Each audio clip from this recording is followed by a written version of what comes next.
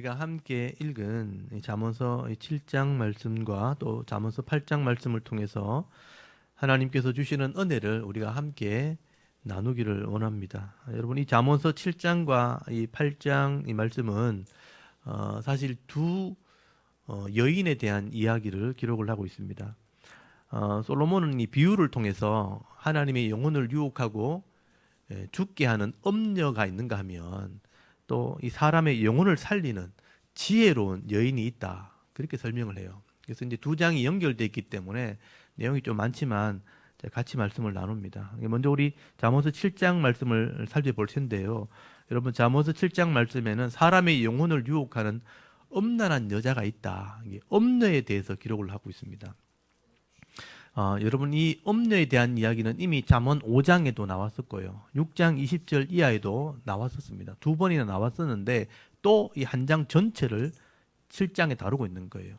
그만큼 이 엄란의 죄라는 것이 무서운 죄라는 것을 이야기하는 것입니다.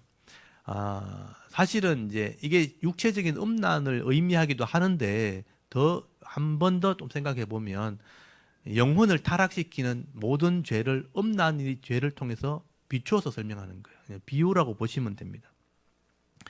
그래서 이 하나님 없이 살아가는 이 세상 속의 사람들을 보면 이 죄와 욕심을 따라서 세상을 살아가다 보면 너무나 쉽게 이 음란의 죄에 빠질 수 있다, 잘못된 길을 갈 수 있다라고 말씀하는 것입니다.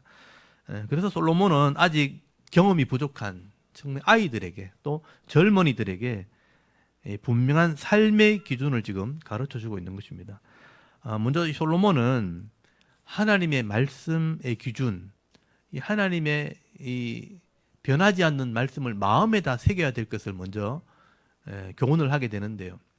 여러분 1절 2절을 한번 보십시오. 거기 보시면 내 아들아, 이 내 아들이라는 표현은 모든 젊은이들에게 해당되는 것이고 성도들에게 해당되는 겁니다. 그래서 내 아들아, 내 말을 지키며 내 계명을 간직하라. 내 계명을 지켜 살며 내 법을 네 눈동자처럼 지키라. 그렇게 말씀을 합니다.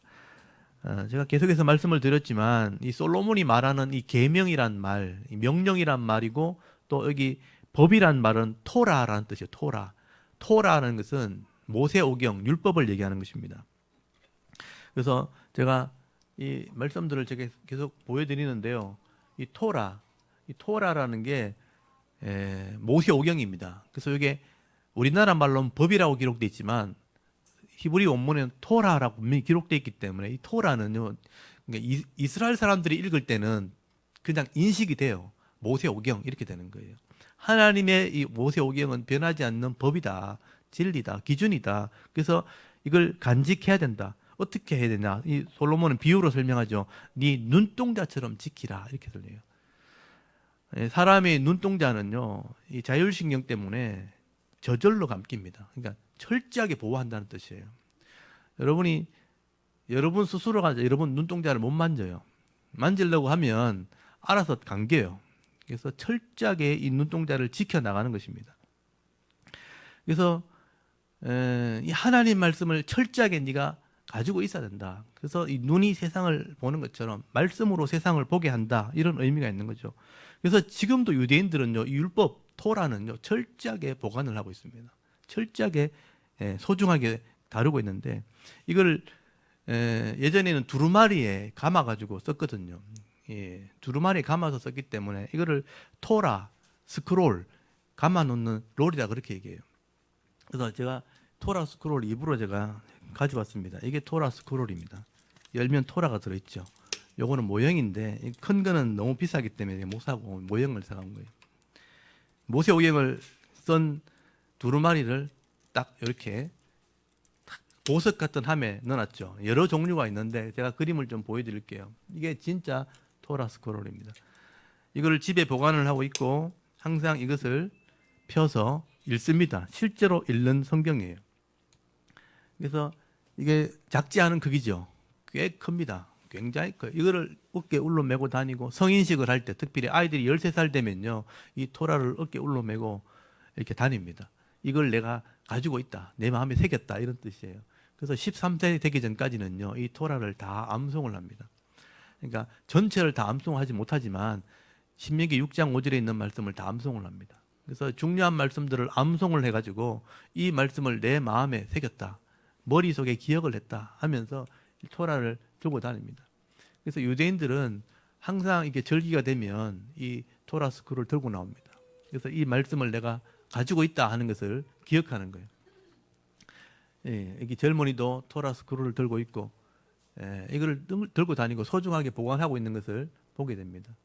이게 펼쳐서 성경을 읽게 되는 거예요. 그래서 3절 4절에 보면요, 이것을 네 손가락에 매라고 돼 있죠. 이것을 네 마음판에 새기라. 지혜에게 너는 내 누이라, 명철에게 너는 내 친족이라 해라. 이스라엘 사람들은 이 토라를 읽을 때, 제가 여기 포인트가 있죠. 여기 보시면 토라 포인트가 있는데, 이게 토라 포인트입니다. 그러니까 손을 대서 이렇게 읽기도 하는데, 손을 대면 이게 되게 낡아지기 때문에 이 토라 포인트, 이것도 제가 이스라엘 갔을 때 사온 건데, 이게 다 금속으로 되어 있습니다. 이 토라 포인트를 가지고 손가락을 가지고 이렇게 읽습니다. 어떻게 읽냐면, 여기 토라 포인트를 이렇게 사용해요. 그러니까 두루마리를 펼쳐가지고 하나하나 지적을 합니다. 읽어가면서 이렇게 읽어가면서 손을 딱딱 짚어서 성경을 읽어나가는 거예요. 토라 포인트로 어릴 때부터 이것을 삶 속에서 실천을 합니다. 그래서 이 토라가 귀한 걸 여기 할아버지 때부터 들고 귀한 걸 다 보고 자랐기 때문에 이 귀한 걸 다 알아요. 그래서 이 말씀을 우리가 알아야 된다는 걸 알기 때문에 어릴 때부터 이 토라 포인트를 가지고 짚어가면서 성경을 하나씩 읽어나갑니다. 그래서 손가락에 매라는 것은 손으로 짚어가면서 이걸 읽어라. 그리고 뇌에다가 새겨라. 마음에 돌판에 있던 것처럼 마음에 있는 판에다 기록해라. 이 말은 뇌에다 새겨라 이런 뜻이에요. 그리고 이 말씀을 알게 되면 여기서 지혜가 나오고 명철이 나오기 때문에 이 지혜를 내 누이라, 또 내 친족이라, 그렇게 하라. 그렇게 말씀하는 거예요. 그래서 이 토라를 제대로 이해하게 되어지면 여기서 내 지혜가 아닌 하나님의 지혜를 얻게 됩니다. 이 독창적인 하나님의 지혜를 얻게 되어지고, 이걸 가지고 세상을 바라볼 때 통찰하게 된다, 분별하게 된다. 이걸 명철이라고 해요. 하나님이 주신 지혜를 가지고 세상을 바라보면 여기서 명철이 생긴다, 분별력이 생긴다, 그리고 판단할 수 있다 하고 말하는 거예요. 그래서 지혜를 내 누이라, 친족이라 하라는 것은 가까이 지내라, 친척처럼 지내라, 그렇게 표현하고 있는 것입니다. 그래서 이 지혜와 명철이 나를 깨우치기도 하고, 때로는 잘못되면 책망하기도 하고, 바른 길을 인도해 가는 것입니다. 이 말씀이 내 머릿속에 딱 새겨지는 순간 세상에 잘못된 것을 분별하게 되는 거예요. 아, 저거는 잘못된 거다, 이렇게 가면 안 되는 거다. 근데 이런 분별력이 없으면 내 유익을 따지는 거죠. 유익되면 옳고 유익되지 않으면 잘못됐다, 이거는 법이 아닌 거예요. 전부 다 자기 유익을 따지면요, 결국은 자기 때문에 다툼이 일어나는 거예요. 근데 기준을 가지고 있으면 평화가 일어납니다. 그래서 이런 5절 보십시오. 그리하면, 이런 지혜와 명철을 가지면 이것이, 이 지혜와 명철이 너를 지켜서 엄녀에게서, 죄에서, 말로 홀이는 이방 여인에게서 빠지지 않게 한다. 그래서 여기 엄녀란 단어가 나오게 되는 거예요. 이 엄녀란 말이 원래는 이방 여인 또는 매춘부, 창녀란 말로 번역이 되어지는데, 사실 엄녀란 말의 원래 의미는 한번 보시면 주루라는 말이죠. 주루라는 말인데, 이게 이샤, 주루. 그러니까 이샤라는 말은 여자라는 뜻이에요. 그러니까 이시 하면 남자고 이샤 하면 여자인데, 주루, 이샤 하면 이방 여자. 그러니까 정상과 다른 여자, 이런 뜻. 원래는 그런 거예요. 정상과 다른. 그러니까 이스라엘 사람이 정상이라고 보면 다른 나라 사람, 그래서 이방인, 이런 뜻이거든요. 그러니까 다르기 때문에 잘못됐다, 이렇게 생각을 한 거예요. 그래서 정상이지 않는, 이상한, 다른, 이런 의미에서 이거를 매춘부라 또는 창녀라고 번역을 한 거예요. 그런 의미에서 그렇게 번역한 거예요.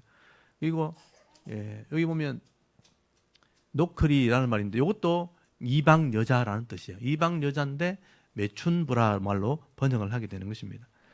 이렇게 엄녀나 이방 여인은 뭔가 잘못된 길을 가는 사람 전체를 의미할 때 그렇게 사용하는 것이죠. 그래서 일반적으로 언맹하는 여자라고 번역을 하지만, 하나님을 섬기지 않고 우상을 섬기는 사람들, 또는 타락의 길을 가는 사람들을 이렇게 엄녀라, 그렇게 표현하는 겁니다. 그래서 신약에서는요, 하나님을 믿지 않는 사람 전체를, 마지막에 보면 요한계시록에 보면 하나님 믿지 않는 사람 전체를 엄녀라고 말해요. 그래서 바벨론이라는 이름을 부르기도 하고 엄녀라 그랬는데 엄녀가 심판받게 된다 그렇게 설명하는 거고 하나님을 믿는 사람들은 거룩한 신부라 그렇게 표현해요.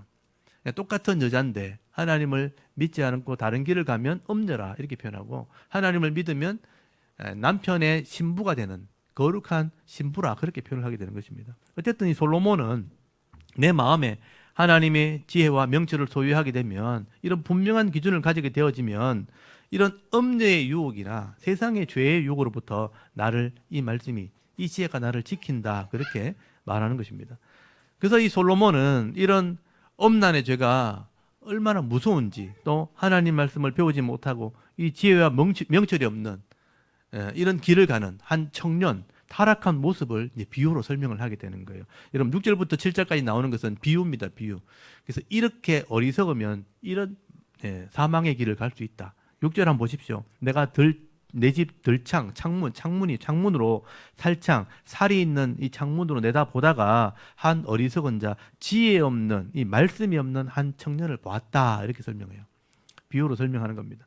이 어리석은 청년은 하나님 말씀을 배우지 않고 또 깨닫지 못했기 때문에 그냥 목적 없이 이리저리 방황하는 그런 삶을 살았다는 거예요. 그래서 8절 한번 보십시오. 그가 거리를 지나 엄녀의 골목 모퉁이로 가까이 그 집 쪽으로 가는데 저물 때 황혼 때 깊은 밤 허감 중이라 이렇게 표현되어 있죠. 4번 강조되어 있는 것은 어둠에 있었다는 거예요. 저물 때 황혼 때 깊은 밤 허감 중 앞이 보이지 않는 허감 중에 있었다. 목표가 없었다. 방황하고 있었다. 갈 길을 모르고 있었다. 이런 의미가 되는 거예요. 이런 밤중에 사탄의 유혹을 받게 된다. 이 사탄은요, 이렇게 연약한 자를 항상 노리고 있다는 겁니다. 사명도 없고, 인생의 목적도 없고, 그냥 어두움, 그냥 앞이 없는 그런 삶을 살아가는 그 영혼을 사냥을 하는 거예요. 그게 엄녀를 통해서 사냥하는 거예요. 여러분 10절 말씀 보시면요. 어리석은 자를 유혹하는 한 악한 여자가 나오죠. 10절에 보니까 그 여인은 기생옷을 입고 간교한 여자라고 되어 있어요. 결혼한 여자인데 기생옷을 입고 있어요. 기생옷을 입고 또 육신의 정욕을 쫓아가는 그런 삶을 살아가는 여인이다. 그래서 11절에 떠들며 완악하며 그 발은 집에 머물지 않다. 집에 있지 않다는 것은 사명 감당하지 않는 거죠. 그리고 떠들고 완악하다, 고집 부린다 이런 뜻이죠. 자기 고집으로 악을 행하는 여자입니다. 12절에 보면 거리에서 광장에서 어두운 모퉁이에 서가지고 지나가는 사람을 기다리고 있어요. 사냥감을 찾는 거죠. 13절에 어리석은 자가 나타나면 입을 맞추며 부끄러움이 없는 얼굴, 뻔뻔한 얼굴이죠. 뻔뻔한 얼굴로 사람을 유혹을 하기 시작합니다. 어떻게 유혹하느냐? 14절에 보면 내가 화목 제물을 드려 서운한 것을 오늘 갚았다 하면서 많은 음식을 준비해놨다. 여러분 화목 제물 기억하십니까? 번제, 소제, 화목제, 속제제, 속건제 5가지 제사 중에 화목제는 제물을 하나님께 바치지 않죠. 화목제물은 감사 예배입니다. 감사 예배. 중요한 것은 예배를 드렸다는 거예요. 하나님께 예배 드리면서 화목제물은 이 제물을 서로 나눠 먹는 제사입니다. 소를 잡으면 소를 3일 안에 다 나눠 먹어야 돼요. 양을 잡으면 3일 안에 그걸 다 나눠 먹어야 돼요. 내가 화목제를 드렸다는 것은 내가 많은 음식을 준비해놨다 이런 뜻이에요. 화목제 음식을 준비해놓고 많은 술과 이런 재료들을 준비해놨다. 음식을 준비해놨다. 그러니까 와서 즐기자. 16절에 보면 아름다운 침상도 준비해놨다. 19절에는요. 남편은 멀리 떠났다. 분명히 결혼했다는 거예요. 남편은 멀리 떠났고 돈을 가지고 장사하러 갔기 때문에 보름은 지나야 온다. 그러면서 유혹을 한다는 거예요. 21절에 여러 가지 고운 말로 유혹하며 입술에 홀이는 말로 꿰었다라고 말씀을 합니다. 마치 이 뱀이 하와를 유혹하듯이 선악을 알게 하는 나무의 열매를 먹으면 하나님처럼 되는 거다 하고 이렇게 홀이는 말, 고운 말, 달콤한 말로 유혹을 했다는 거예요. 그런데 이때요, 이 사람이 만약에 지혜가 있었다면, 하나님의 명철, 어떤 분별력, 통찰력이 있었다면 이 사람의 말을 듣고 분별을 했을 겁니다. 아, 이렇게 되면 안 되는데. 근데 이런 것이 없으면 어떻게 되나? 그 말과 유혹에 마음을 빼앗기게 되는 것입니다. 그래서 하나님의 이 말씀을 알게 될 때 죄가 뭔지도 알게 되고요. 죄의 길을 갔을 때 어떤 결과가 온다는 것도 알게 돼요. 알게 되면요. 그런 비참한 것을 알기 때문에 절대로 가지 않는 그런 마음이 생기는 거죠. 그래서 바르게 판단하게 되고 바른 길을 가기도 하고 스스로 자기를 책망하게 되는 겁니다. 그런데 이런 마음에 하나님의 말씀, 이 지혜가 없다면, 통찰력이 없다면, 이 명철이 없으면요. 눈에 보이는 것 때문에 내 영적인 눈과 귀가 가려지는 거예요. 보이지 않습니다. 그래서 22절 말씀, 이 청년이 그걸 따라가 버린 거예요. 그 여자의 말을 듣고 따라갔다. 근데 22절 보십시오. 젊은이가 그를 따랐으니 소가 도수장으로 가는 것 같고 미련한 자가 벌을 받으리고 쇠사슬을 매러 가는 것과 같도다라고 솔로몬이 설명을 하는 거예요. 그 길이 어떻게 결과를 오게 될지를 지금 설명하는 것입니다.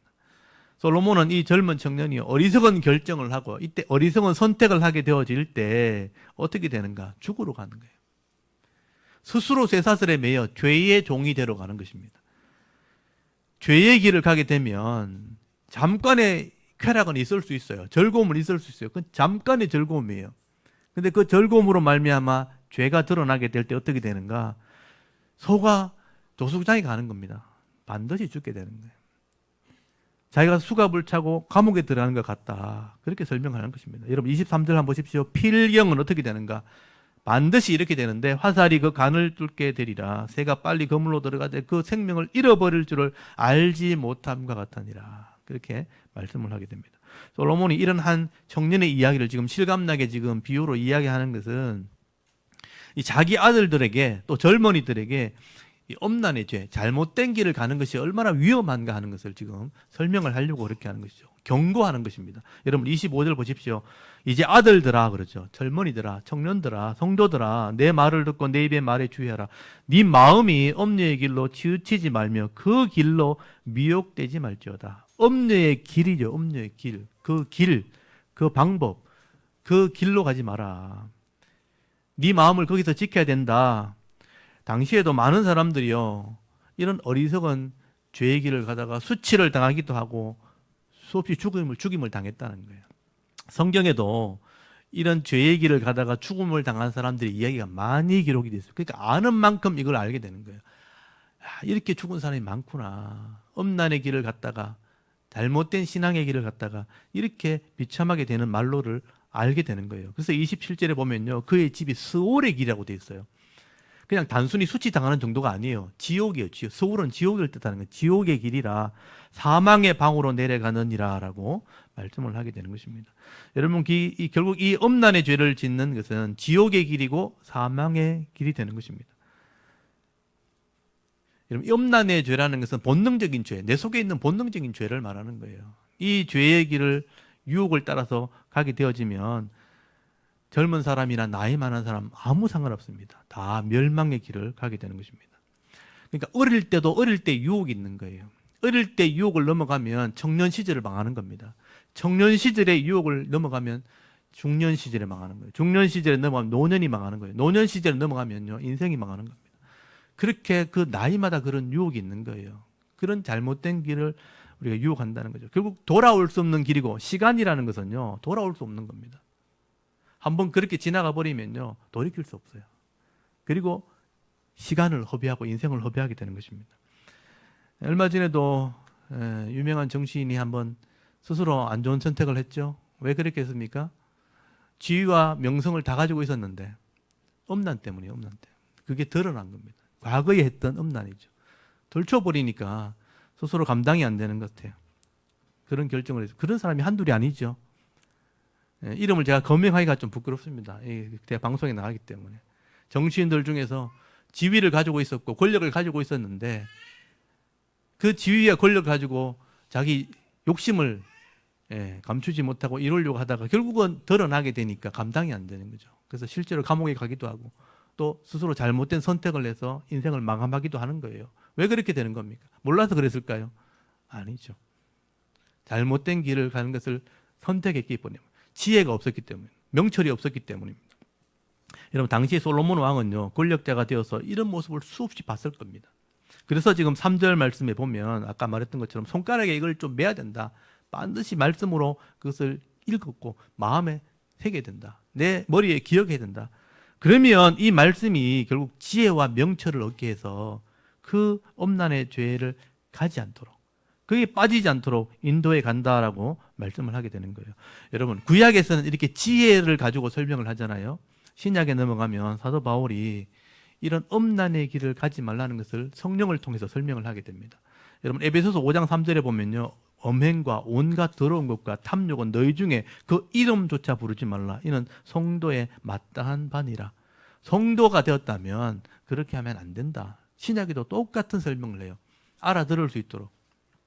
술 취하지 말라. 이는 방탕한 것이니 오직 무엇으로 충만해라 그렇게 돼 있죠.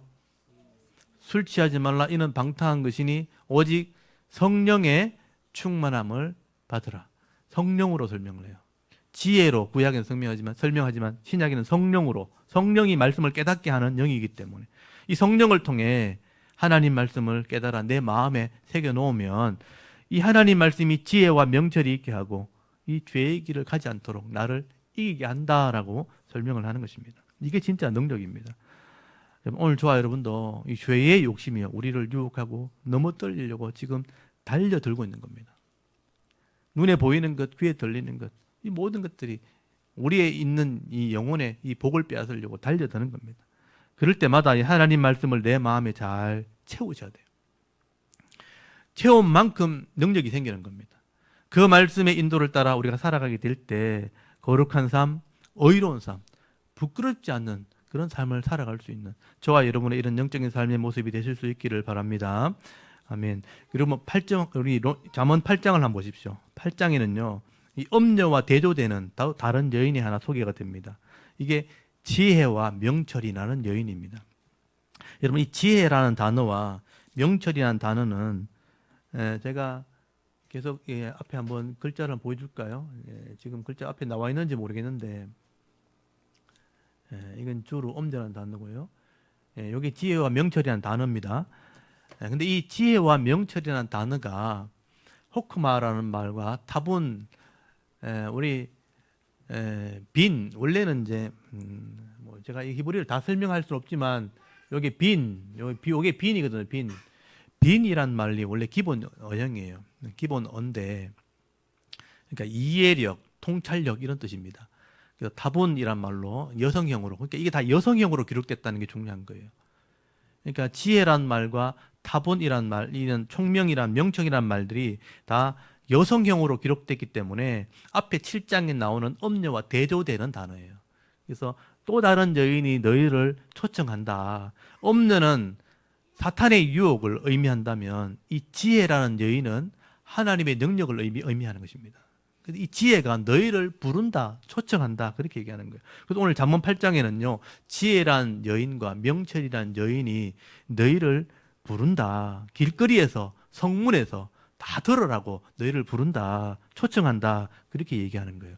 이게 그런 의미가 있는 거죠. 근데 이게 한글로 읽으면 이게 구분이 잘 안 되는데 또 다른 여인, 지혜와 명철이란 여인이 너희를 부른다. 8장 1절 한번 보십시오. 8장 1절을 보면 지혜가 부르지 아니하냐, 명철이 소리를 높이지 아니하냐, 그가 길가에 높은 곳과 내거리에 서며 성문 곁과 문 어기와 여러 출입하는 문에서 불러 이르되 사람들아 내가 너희를 부르며 내가 인자들에게 사람의 아들, 아담의 아들 이렇게 되는데 사람들에게 소리를 높이노라. 그냥 소리치고 있는 거예요. 지금 길거리에서 문어기에서 사람들이 많은 그 길거리에서 성문에서 이 지혜가 외치고 있다. 명철이 외치고 있다. 구약시대는요. 방송이 없었잖아요. 그래서 사람들이 출입하는 성 안에 있는 출입하는 성문에서 재판을 합니다. 왕들이 재판을 하고 거기서 사람이 모여요. 그 성문 앞 광장에서 모이거든요. 그때 선지자들이 제사장들이 성문이나 출입문에 서가지고 하나님 말씀을 막 외치는 거예요. 들으라 그러면서 하나님 말씀을 외치는 거예요. 누구든지 이런 사모하는 마음, 들으려고 하는 마음만 있으면 그 시대는 이걸 들을 수 있었다는 거예요. 성문에 가면 이 하나님 말씀을 들을 수 있었다는 거죠. 그럼 우리가 이 들려주는 이런 하나님 말씀을 통해서 이걸 잘 들어서 지혜와 명철을 얻으려고 사모해야 된다. 그 얘기를 하고 있는 것입니다. 그래서 이 지혜와 명철이 얼마나 유익한지 또 이게 얼마나 가치가 있는지 이 지혜가 스스로 얘기하는 거예요. 여러분 8장 6절에 한번 보십시오. 8장 6절에 보시면요. 여기 너희는 들을지어다. 쉐마가 듣다거든요. 너희는 들어라. 내가 이렇게 말한 내가 누구냐면 지혜가 그 인간적인 표현으로 설명하고 있는 거죠. 그러니까 의인화한 겁니다. 그래서 내가 지금 말하는데 지혜가 말하는데 이 지혜가 얼마나 유익한가. 이 지혜는 선한 것을 말한다. 이 지혜와 명철이 선한 것을 말하고 정직한 것을 내어놓는다. 여기 선한 것과 정직한 것을 지혜가 내어놓는다는 거예요. 그리고 7절 말씀해 보시면 이 지혜가 진리를 말하고 악을 미워한다. 그렇게 진리, 변하지 않는 것을 이야기한다는 거예요. 결국 이 지혜와 명철을 가지게 되면요, 선하고 정직하고 진리와 의를 따라가는 그런 삶을 살기 때문에 악한 것을 미워하게 되는 사람이 되는 거예요. 미워하는 삶을 살게 되는 겁니다. 10절 말씀 이하에 보시면 이 지혜와 명철의 가치를 설명하는데 세상의 은이나 금보다 진주보다 귀하다. 하나님 말씀을 통해 훈련을 받고 또 그 말씀이 진짜 그러한가 해서 깨닫는 그 지혜가 있다면 세상에 가지는 이 은이나 금이나 진주, 다이아몬드, 보석보다 낫다는 거예요. 그 당시에는 다이아몬드보다는 진주가 더 귀한 시대였어요. 진주가 오늘날 다이아몬드예요. 그런 보석보다도 이 지혜가 더 중요하다. 왜냐하면 여러분, 이 세상의 물질을 아무리 많이 얻었다 할지라도 삶의 지혜를 가지지 못하면, 의롭지 못하게 되면 하루아침에 그거 다 날릴 수 있어요. 내가 가진 거 다 없어질 수 있어요. 그런데 이 지혜와 명철을 가진 사람들은 하나님이 그를 지켜주기 때문에 절대로 이 부와 영광을 잃어버리지 않습니다. 더 많은 것을 소유하게 되고 수치와 부끄러움을 당하지 않게 된다는 거예요. 어느 것이 더 가치가 있느냐 하는 것을 이야기하는 겁니다. 그리고 여러분 12절 말씀부터는요, 이 지혜가 곧 하나님과 같거든요. 지혜와 하나님과 같은데 이 지혜는 나중에 예수 그리스도를 상징하게 됩니다. 근데 신약에서는 지혜가 나중에 예수님이 된, 구약에서는 지혜가 신약에서는 예수 그리스도가 되는 거예요. 그래서 11장 거기 12절 그 이하에 보시면 12절 이하에 나 지혜는 명철로 주소를 삼으며 지식과 근신을 찾아 얻나니, 지혜가 명철로 주소를 삼는다. 내 거처되게 한다. 이 말은 가치 있게 산다. 이런 말이거든요.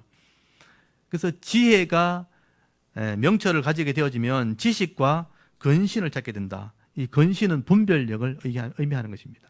그래서 이 지혜와 지식은 나중에 예수 그리스도를 상징하게 되는데, 여러분 이사야서 말씀을 읽어보시면 여기는 조금 폭넓게 보는 시각이 좀 필요한데 제가 잠깐만 한번 보여드릴게요. 이사야서 11장을 여러분 한번 찾아보십시오. 이사야서 11장, 이건 선지자들의 예언인데 지혜가 곧 메시아다 하는 얘기를 하게 돼요. 이사야서 11장 한번 찾아보십시오. 이사야 선지자가 미래에 올 메시아를 예언한 내용입니다. 근데 이 메시아가 어떤 분이냐 하는 걸 소개한 건데 11장 1절에서 5절까지 한번 읽어볼게요.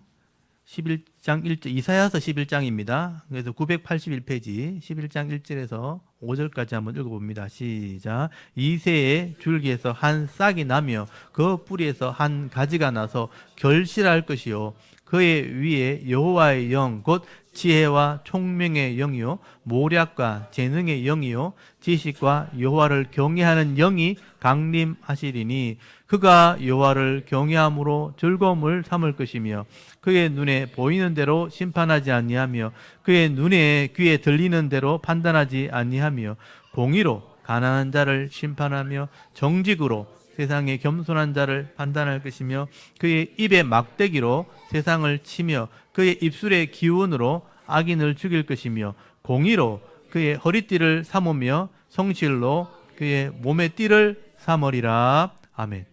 여기 보시면 아까 나왔던 단어들이 다 나와 있어요. 이새의 줄기, 이새가 누구냐면 다윗의 아버지잖아요. 이새의 아들 다윗을 통해서 한 줄기가 나오는데 그분이 바로 메시아를 의미하는 거예요. 예수님을. 그래서 족보에 보면 나오잖아요. 다윗의 아들로 예수님이 오시잖아요. 근데 그 예수님이 하나님의 영, 곧 지혜와 총명의 영, 모략과 재능의 영, 지식과 여호와를 경외하는 영을 그 위에 강림하게 된다. 그 영을 가진 자가 된다고 설명하는 거예요. 그래서 이 메시아가 공의로 또 정직으로, 입의 막대기는 말씀이죠. 말씀으로 다스리게 된다. 공의로 허리띠를 삼고 힘을 삼고 또 성실로, 성실은 충성, 믿음이란 뜻이요. 믿음으로 그 몸의 띠를 삼게 될 것이다 하는 이 메시아 사역을 설명하고 있잖아요. 근데 이 지혜가 바로 오늘 잠언 7장에 나오는 8장에 나오는 이 메시아를 상징하는 것입니다. 이 솔로몬은 이 지혜가 사역을 할 때 예수님의 사역을 하게 될 것이다. 예수 그리스도의 사역을 설명하게 되는 것이죠. 그래서 거기 다시 12절 한번 보십시오. 8장 12절, 잠언서 8장 12절. 나 지혜는, 예수님은 이렇게 표현하면 돼요. 명철로 주소를 삼으며 지식과 근신을 찾아 얻나니, 여호와를 경외하는 것은 악을 미워하는 것이라. 나는 교만과 거만과 악한 행실과 패역한 일을 미워하느니라. 이런 지혜가 명철이 지식과 근신을 가지게 되면 악을 미워하게 되는데 그 악이 뭐냐? 교만, 거만, 악한 행실, 패역한 입이라는 거예요. 하나님을 경외하고 이 지혜와 명철을 소유하게 되면 이런 악한 것들을 분별하게 되니까 미워하게 된다는 것입니다. 그리고 14절 한번 보십시오. 8장 14절에 이 지혜가 예수 그리스도를 상징하기 때문에 계략과 참 지식이 있고 또 명철에는 능력이 따르게 된다. 이 지혜가 그래서 왕들, 방백들, 재상들, 돈 있는 사람들, 존귀한 자들, 재판관들을 다스리게 된다. 통치하게 된다라고 설명을 해요. 이 지혜가 나라를 다스리는 거예요. 그래서 나중에 골로새서 1장 16절을 보면요. 만물이 그에게서 예수 그리스도에게서 창조되었다고 설명이 되어 있어요. 하늘과 땅에서 보이는 것과 보이지 않는 것들과 혹 왕권들이나 주권들이나 통치자들이나 권세들이나 만물이 다 그로 말미암아 그를 위하여 창조되었고 예수님으로 말미암아 예수님을 위해 창조되었고 또 그가 만물보다 먼저 계시고 만물이 그 안에 함께 섰느니라. 그래서 천하 만물의 어뜸이 되신 분이 예수 그리스도라. 그래서 설명이 나와 있거든요. 결국 이 지혜가 바로 예수 그리스도를 상징하는 것입니다. 그래서 여기 오늘 잠언서 8장 여기 18절에 보시면 부귀가 내게 있고 장구한 재물과 공의도 그려다. 이 부귀, 귀한 것, 재물과 귀한 것, 영광이 이 지혜에 있다. 그리고 여기서 공의가 나오게 된다. 이 재물과 영광이 모든 장구한 재물이라고 되어 있는데 장구한 재물이 영구한 재물 이런 뜻이거든요. 변하지 않는 재물. 그러니까 영원한 복을 얘기하는 것입니다. 이 영원한 복이 거기에 있다. 예수 그리스도에 있다. 지혜에 있다. 그리고 여기서 공의가 나오게 된다. 그래서 사도 바울은요, 골로새서 3장 2절에 보면 예수 그리스도 안에 지혜와 지식의 모든 부하가 감춰져 있다. 이렇게 설명을 하게 되는 거예요.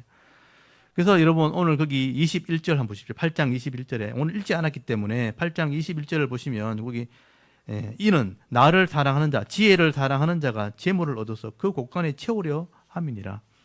결국 지혜를 사랑하는 자, 말씀을 소유하는 자가 재물을 얻게 될 것이고 그 곳간이 채워지는 것이다. 그렇기 때문에 하나님께 주신 이 지혜를 가지고 이 땅에서 믿음으로 살게 되면요. 많은 것을 가지는 게 목적이 아니고요. 부족하지 않게 되는 거예요. 풍성하게 되는 것입니다. 누리게 되는 것이죠. 그래서 성도들은 하나님을 믿는 이런 믿음 안에서 이 지혜를 사모해야 되는 거예요. 그러니까 지혜를 가지려고 사모해야 되는 것입니다. 사실 우리가 이 땅에 살면서 구하는 제목이 뭐냐면 다 이 땅의 영광, 재물을 구하는 겁니다. 물질을 구하는. 그 물질을 구하는 것보다 더 지혜로운 것은 하나님의 말씀의 지혜를 구하는 거예요. 이 지혜를 구하고 이 지혜를 소유하고 따라가게 될 때 사실 이런 영광을 누리게 되는 것입니다. 그래서 여러분 오늘 중요한 말씀이 8장 17절 말씀이에요. 많이 들어보셨던 말씀이죠. 우리 8장 17절 한번 읽어볼까요? 잠언서 8장 17절입니다. 시작. 나를 사랑하는 자들이 나의 사랑을 입으며 나를 간절히 찾는 자가 나를 만날 것이니라. 아멘. 유명한 말입니다. 나를 사랑하는 자들이 나의 사랑을 입으며. 근데 나가 누구냐면 앞으로 쭉 나가보면 지혜예요. 지혜. 그게 나중에 예수 그리스도예요. 지혜를 사랑하는 자는 지혜를 얻게 되고 지혜에게 사랑을 입게 되고 또 지혜를 간절히 찾는 자는 지혜를 만나게 될 거다. 이걸 예수님이 바꾸면 예수님을 간절히 찾는 자가 예수를 만나게 되고 사랑을 입게 되고 예수를 간절히 찾는 자가 예수를 만나게 될 것이다. 똑같은 말이에요. 하나님의 지혜를 사랑하고 이 지혜를 사모하는 자가 이 지혜를 얻게 되는 겁니다. 그래서 이 땅을 이기게 되는 것입니다. 여러분 이 지혜를 어떻게 얻게 되는가? 하나님 말씀, 기록된 말씀을 통해서 묵상하고 깨달을 때 얻게 되어지는 것입니다. 그러므로 이 하나님 말씀을 통해 이 지혜와 명철을 얻어서 이 말씀대로 살게 될 때 이 땅에 있는 부와 변하지 않는, 잃어버리지 않는 부와 영광을 누리게 되는 것이죠. 그래서 영구한 재물이라는 표현을 쓰게 되는 거죠. 거기 아까 18절 보십시오. 부귀가 네게 있고 장구한 재물이라는 말이 뭐냐면 변하지 않는 재물이요. 잃어버리지 않는 재물을 얻게 될 것이다. 그리고 22절부터 거기 단락이 나눠져 있죠. 이거는 중요한 말씀인데요. 하나님과 예수 그리스도는 동일하다 하는 얘기를 하게 돼요. 창조주라는 얘기입니다. 22절 한번 보십시오. 이거 지금 시간이 좀 가지만 이거 잘 보시기 바랍니다. 22절에 여호와께서 그 조화의 시작, 그 태초에 일하시기 전에 나를 가지셨다. 이 나가 바로 지혜입니다. 지혜가 태초에 있었다. 만세 전부터, 태초부터, 땅이 생기기 전부터 지혜가 세움을 받았다. 이 지혜의 선제성이라 그래요. 지혜가 창조 전에 있었다. 요한복음 1장 1절에 보면요, 똑같은 말이죠. 태초에 말씀이 계시니라. 이 말씀이 하나님과 함께 계셨고 이 말씀이 곧 하나님이시니라. 이 말씀이 곧 지혜입니다. 그래서 창조 때 이 지혜가 있었다. 최초부터 이 지혜가 하나님과 같이 있었고 예수 그리스도와 동일한 것이다. 그래서 바다와 땅이, 하늘이 있기 전에 지혜가 먼저 있었다. 그래서 여러분 8장 30절 한번 보십시오. 잠언 8장 30절. 내가 그 곁에서 창조자가 되었다고. 창조자가 되어 날마다 그의 기뻐하신 바가 되었으며 항상 그 앞에 절구하며 사람이 거할 땅에서 절구하며 인자들을 기뻐하였느니라. 지혜가 창조자였다라고 설명하고 있죠. 하나님과 같은 존재였다. 예수 그리스도를 말하는 것입니다. 그래서 예수님을 소유하는 자는 결국 말씀을 소유하는 것이고 이 말씀이 그 안에 지혜와 명체를 있게 한다라고 말씀을 하게 되는 거죠. 그래서 구약에서는 이 하나님 말씀을 통해 지혜가 있다고 표현하고 있고요. 신약에서는 예수 그리스도를 소유하게 된다라고 설명을 하게 되는 것입니다. 결국 솔로몬은요, 이 귀한 이 지혜와 명철을 어릴 때부터 배워야 된다는 거예요. 청년 때, 어릴 때, 아이들 때, 우리 자녀들에게 이 말씀을 배우고 깨달아서 이 복을 받아 누리라고 지금 권면을 하게 되는 것입니다. 그래서 오늘 8장 32절부터는 여러분에게 주시는 말씀이에요. 이걸 알았다면 이렇게 됐으면 좋겠다. 32절에 이 솔로몬이 아버지로서 아버지 마음을 가지고 설명하는 거예요. 아들들아, 이제 내게 들어라. 내 도를 지키는 자가 복이 있느니라. 훈계를 들어 지혜를 얻어라. 그것을 버리지 말라라고 말씀합니다. 여러분 34절에 보면요, 문 앞에 서서 주인의 명령을 기다리며 귀를 기울이는 종들처럼 하나님 말씀을 좀 기다리라, 사모해라, 그렇게 설명합니다. 그러면 내게 주어진 이 삶 속에서 생명을 얻고恩寵을 받게 될 것이라. 그러나 여러분, 그 이걸 지혜를 소중히 여기지 않고 없이 여기게 되면, 버리게 된다면 어떻게 되는가?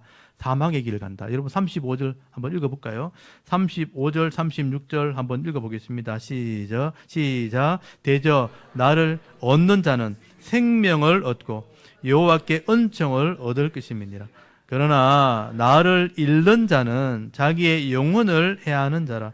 나를 미워하는 자는 사망을 사랑하느니라. 아멘. 이게 보면 나를 할 때 여기 다 지혜를 말하는 거예요. 신약으로 오면 예수 그리스도를 말하는 거예요. 지혜를 얻는 자는 생명을 얻는다고 돼 있고요. 은총은 귀중히 여김받는다. 귀중히 여김을 받을 것이라. 근데 나를 잃어버리고 나를 멸시하는 자는 영원을 해를 받게 될 것이고, 나를 미워하는 자는 사망을 사랑한다. 사망에 이르게 된다라고 말씀하는 것입니다. 그래서 바울은요, 이런 지혜를 사모하고 지혜를 따라가는 것은 이 하나님 말씀을 깨닫게 하는 성령, 하나님의 영을 따라가는 것이다라고 설명을 하게 되는 거예요. 이걸 폭넓게 여러분 이해하시면 돼요. 근데 우리는 신약을 많이 보기 때문에 신약은 지혜를 성령으로 예수 그리스도로 두 가지를 표현하는데, 예수님은 말씀을 가르치는 분이고 성령은 깨닫게 하는 영이에요. 영적인 존재예요. 예수님은 그 당시 현실 속에서 가르쳤고, 성령은 지금 이 시대에 깨닫게 하는 영을 말하는 거예요. 그래서 바울은 성령을 따라가야 된다고 얘기하는 거예요. 그래서 그렇게 이해하시면 조금 이해하실 수 있을 거예요. 여러분 로마서 8장을 한번 찾아보십시오. 신약의 설명을 한번 들어보겠습니다. 로마서 8장 3절에서 9절까지. 로마서가 이 교리를 설명하는 중요한 성경이거든요. 네, 거기에 설명이 나옵니다. 로마서 8장 3절을 한번 찾아보십시오. 8장 3절부터 9절까지를 한번 읽어볼까요? 여기 영이란 단어를 표시를 좀 해주시면 좋겠어요. 8장 3절부터 우리 9절까지만 한번 읽어보도록 하겠습니다. 시작. 율법이 육신으로 말미암아 연약하여 할 수 없는 그것을 하나님은 하시나니 곧 죄로 말미암아 자기 아들 죄에 있는 육신의 모양으로 보내어 육신의 죄를 정하사 육신을 따르지 않고 그 영을 따라 행하는 우리에게 율법의 요구가 이루어지게 하려 하심이니라. 육신을 따르는 자는 육신의 일을, 영을 따르는 자는 영의 일을 생각하나니 육신의 생각은 사망이요 영의 생각은 생명과 평안이라. 육신의 생각은 하나님과 원수가 되나니 이는 하나님의 법에 굴복하지 아니할 뿐 아니라 할 수도 없음이라. 육신에 있는 자들은 하나님을 기쁘시게 할 수 없느니라. 만일 너희 속에 하나님의 영이 거하시면 너희가 육신에 있지 아니하고 영에 있나니 누구든지 그리스도의 영이 없으면 그리스도의 사람이 아니라, 아멘. 여기 하나님의 영이라는 표현이 나오죠. 이게 성령을 얘기하는 것입니다. 그래서 바울이 지금 얘기하는 게 뭐냐면 육신을 따라가지 말고 성령의 깨달음을 따라가라. 그래서 여기 중요한 단어가 하나 나오죠. 그렇게 로마서 8장 6절 한번 보십시오. 육신의 생각은 사망이요 영의 생각은 생명과 평안이라. 성령을 따라가다 보면 생명도 없고 평안을 누리게 되는 것이다. 이 하나님의 영을 따라가는 삶을 살게 될 때 결국 세상을 이기는 삶을 살게 되는 것이다. 거기 아까 로마서 8장 제가 다 읽으면 좋겠는데 시간이 없기 때문에 여기 13절 한번 보십시오. 8장 13절에 보시면 너희가 육신으로 살면 반드시 죽을 것이로되 영으로 성령으로서 몸의 행실을 죽이면 살리니 무릇 하나님의 영으로 인도함을 받은 사람은 곧 하나님의 아들이라는 표현을 쓰게 돼요. 너희는 다시 무수하는 종의 영을 받지 않냐고 양자의 영을 받았으므로 우리가 아빠 아버지라 부르짖느니라. 이 법적인 표현을 하고 있죠. 양자가 되면 아들이 법적으로 되는 것처럼 성령을 통해서 우리가 말씀을 따라가면 법적으로 하나님 아들 되는 거다. 아들은 상속자를 의미하는 거예요. 하늘의 것을 상속받는 자가 된다라고 설명을 하는 것입니다. 저는 이 솔로몬이 지혜를 설명하는 내용을 보면서 바울의 이 성령을 통해서 설명하는 내용과 똑같다는 얘기를 지금 설명을 드리는 거예요. 그 얘기를 지금 똑같은 바울은 신약의 사람들에게 이걸 설명하는 거예요. 구약에서는 솔로몬이 지혜를 가지고 이것을 설명을 했다면 신약에는 성도들에게 바울이 알아들으라고 설명하는 것입니다. 그래서 구약에 있는 성도들은 지혜를 따라가라 이렇게 설명했다면 신약에는 영을 따라가라, 성령을 따라가라 그렇게 설명을 하는 것입니다. 솔로몬이 지금 이렇게 길게 잔소리처럼 8장을 기록하고 있어요. 처음에 이걸 모르고 읽으면 이게 굉장히 복잡하게 느껴집니다. 근데 이런 알게 되면 아주 간단한 얘기예요. 지혜와 명철을 소유해야 된다. 이건 성령을 통해서 깨달아지는 거다라고 설명하는 것입니다. 그래서 하나님 말씀을 통해 지혜와 명철을 내가 소유하고 머릿속에 정리를 하고 이 지혜와 명철이 내 영혼을 살게 하는 그 은혜를 누리라는 거예요. 그리고 이 땅에서는 육신의 복을 받게 한다. 그 말씀대로 살면 그렇게 된다는 거예요. 근데 우리 성도들이 그걸 깨닫지 못하기 때문에 마음은 그냥 교회에 와서 예수 믿는다고 하는데 말씀의 지혜를 제대로 배우지 못하니까 그냥 세상의 지식으로 그냥 살아간다는 거예요.